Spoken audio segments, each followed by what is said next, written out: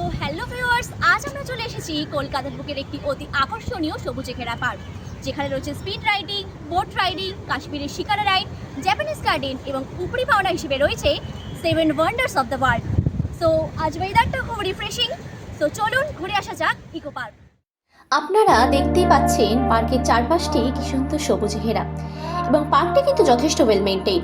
সঙ্গে পাখির ডাক, হালকা হাওয়া, একেবারে যেন মন ভালো করে দেওয়ার মতো পরিবেশ।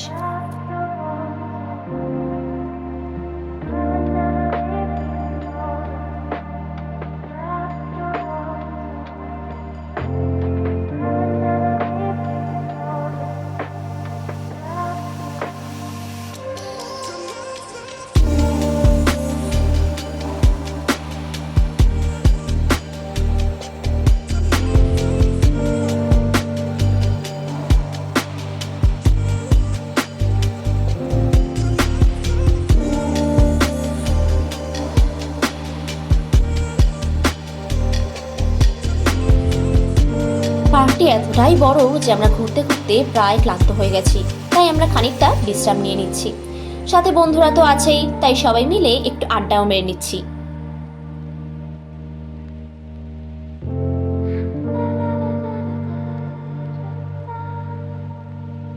প্রায় কিছুটা বিশ্রাম নিয়ে আমরা আবার হাঁটতে শুরু করলাম এবং সেই সময় চোখে পড়ল প্যারিসের সেই বিখ্যাত আইফেল টাওয়ার।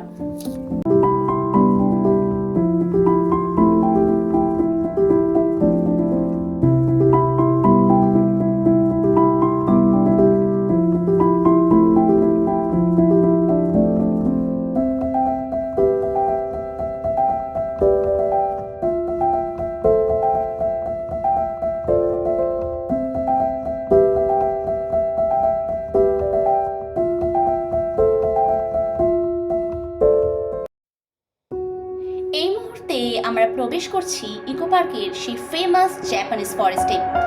এই গার্ডেনটি মূলত মেডিটেশনের স্পেস হিসেবে ডিজাইন করা হয়েছে। এর প্রতিটি ডিজাইনে যেন বুদ্ধিস্ট ট্র্যাডিশনের ছোঁয়া রয়েছে। ফরেস্টের ভিতরে প্রবেশ মাত্রই আপনাদের মন শান্ত হতে বাধ্য। এই গার্ডেনটি এমনভাবে ডিজাইন করা হয়েছে যাতে তার সরাসরি দর্শনার্থীদের পঞ্চ ইন্দ্রিয়ের সাথে সংযোগ স্থাপন করতে পারে।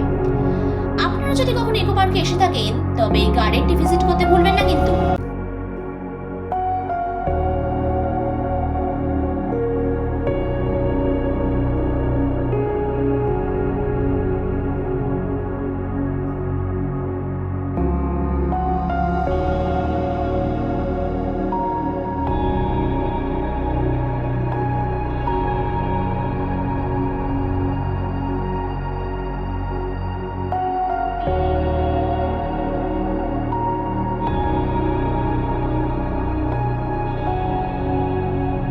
জাপানিজ গার্ডেনের ভিতরে অবস্থিত এই মন্দিরটি হলো জাপানের ফুশিমি ইনারি তাইশা মন্দিরের একটি ছোট্ট রেপ্লিকা।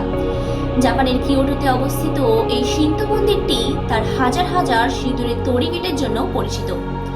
আর এই যে দেখছেন, এটি হলো টিবেটিয়ান ওয়েলস, যা কিনা বৌদ্ধ ধর্মের অতি প্রাচীন একটি প্রতীক, যা গৌতম বুদ্ধের উপদেশ, ধর্মের গতি, মুক্তির পথকে নির্দেশ করে।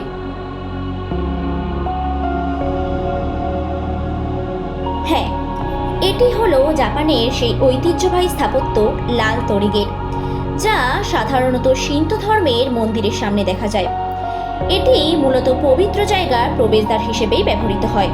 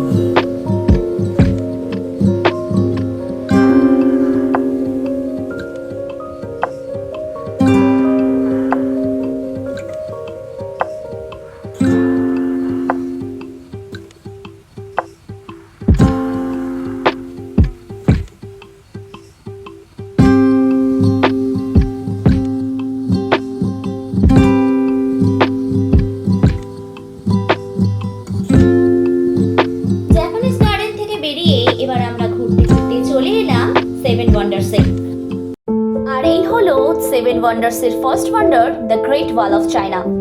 7th সেঞ্চুরি বিসিতে তৈরি এই কনস্ট্রাকশনটি মূলত চীনকে বহিঃশত্রুদের আক্রমণ থেকে রক্ষা করার জন্যই তৈরি হয়েছিল।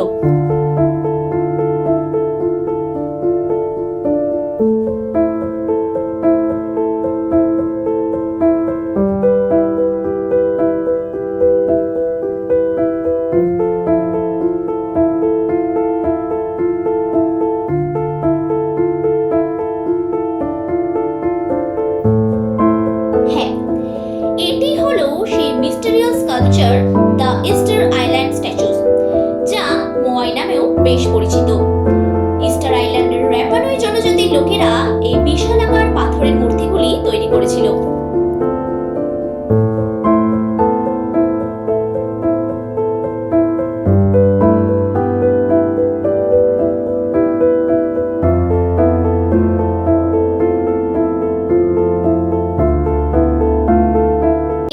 আমরা আসছি আমাদের ভারতের গর্ব তাজমহলে। মমতাজের প্রতি সম্রাট শাহজাহানের অগাধ প্রেমের কাহিনী আমরা সবাই জানি। নিজেদের ভালোবাসার প্রতীক হিসেবে মুঘল সম্রাট শাহজাহান তার প্রিয় বেগম মমতাজের স্মৃতিতে এই মনুমেন্টটি তৈরি করেছিলেন।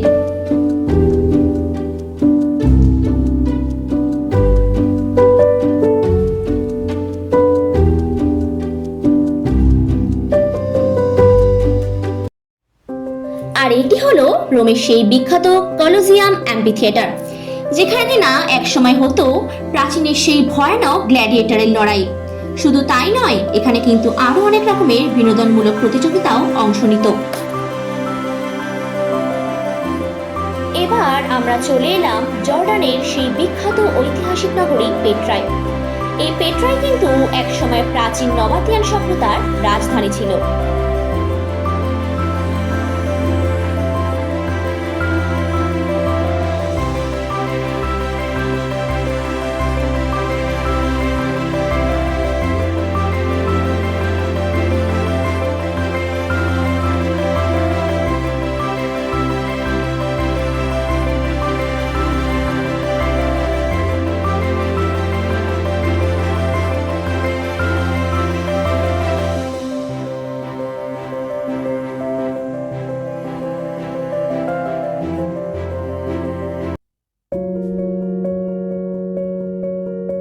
এই মুহূর্তে আমরা প্রবেশ করছি মিশরের পিরামিডে। আমরা সবাই জানি এগুলি হলো মিশরের ফেরাও অর্থাৎ রাজাদের সমাধিসৌধ। তবে এগুলো যে শুধুই সমাধিসৌধ তা কিন্তু নয়।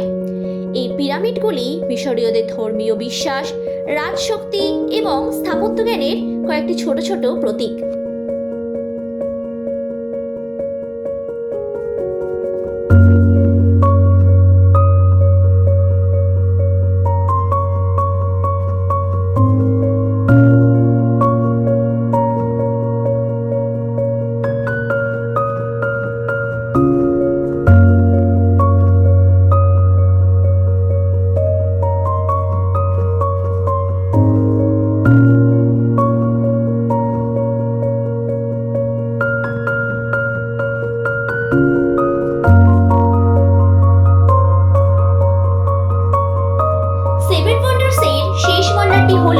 ব্রাজিলের রিও ডি জেনিরোর ক্রাইস্ট দ্য রিডিমার বা মুক্তিদাতা যিশু, যা কিনা ব্রাজিলের খ্রিস্টানদের বিশ্বাস ও শান্তির প্রতীক।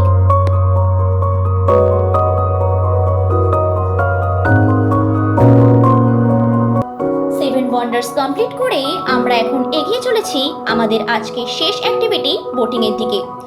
ইকো পার্কে কিন্তু বোটিং এর প্রাইস 300 টাকা। এমনটা আমরা প্রথমেই বলেছিলাম, আজকের ওয়েদারটা একটু খারাপ থাকায় আমাদের কিন্তু বোটিং এর জন্য কিছুক্ষণ ওয়েট করতে হয়েছিল।